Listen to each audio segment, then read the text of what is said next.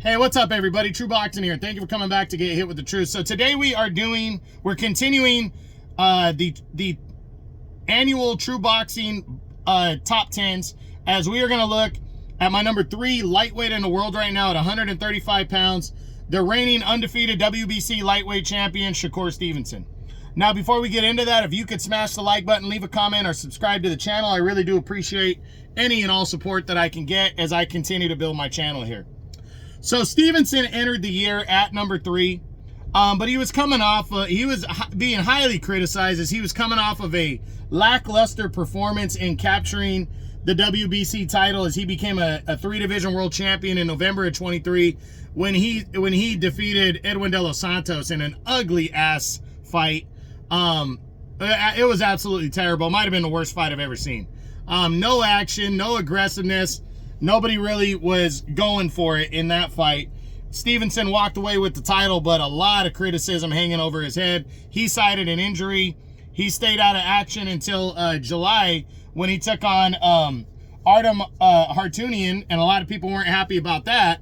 But and he earned a deserving 12-round decision where he dominated the action, but it was still kind of, people, you know, were still having the hangover from the year before, and not really anybody was impressed with that. But he pushed forward. He had a scheduled defense against Joe Cordina on the big Riyadh season card in October, but he had an injury came down on, I think it was Cordina, and that fight got canceled. So the fight so Stevenson wouldn't end up fighting the remainder of the year. Actually, I think it was the injury to Stevenson, to be honest, not Cordina. But the fight ended up being canceled, and Stevenson just pushed forward to the February 22nd, 25 date that he had lined up with William Zepeda, his now WBC interim champion, but his mandatory challenger. So that was the projected showdown that was supposed to take place on February 22nd. But Zepeda, following a way harder than expected fight with Tevin Farmer, cited that he injured himself, so he wouldn't be able to return until the end of March or April. And Stevenson, not wanting to move off of the February 22nd Riyadh season card, it's on his own pay-per-view, and to be honest, that is the biggest fight card and the best fight card I've ever seen put together in my whole life. It is going to be stacked. Stevenson did not want to move off of that, as he's in really good with Turki Al-Sheikh. So he decided to go forward with the date, and now he will face off against undefeated 22-year-old Floyd Schofield, who's a highly regarded prospect on the rise.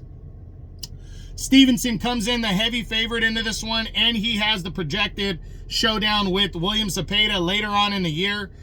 So a win here on a big fight card, but an impressive win, is going to do a lot of good for Stevenson. I think he realizes that. I think he's going to go for it in this fight. I think he's going to try to stop the kid Schofield and push into, you know, a bigger 2025. So we'll see what takes place. Now, he's already a champion. Do I think he can unify belts this year?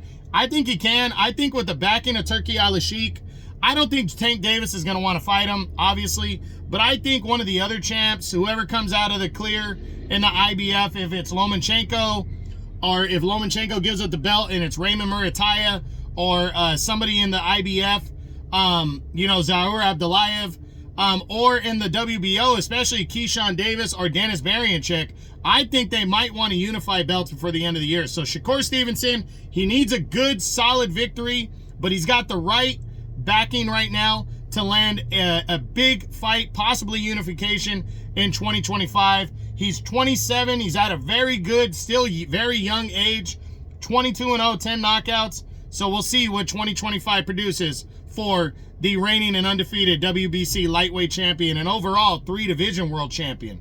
So we'll see, but that's it. That's what I got.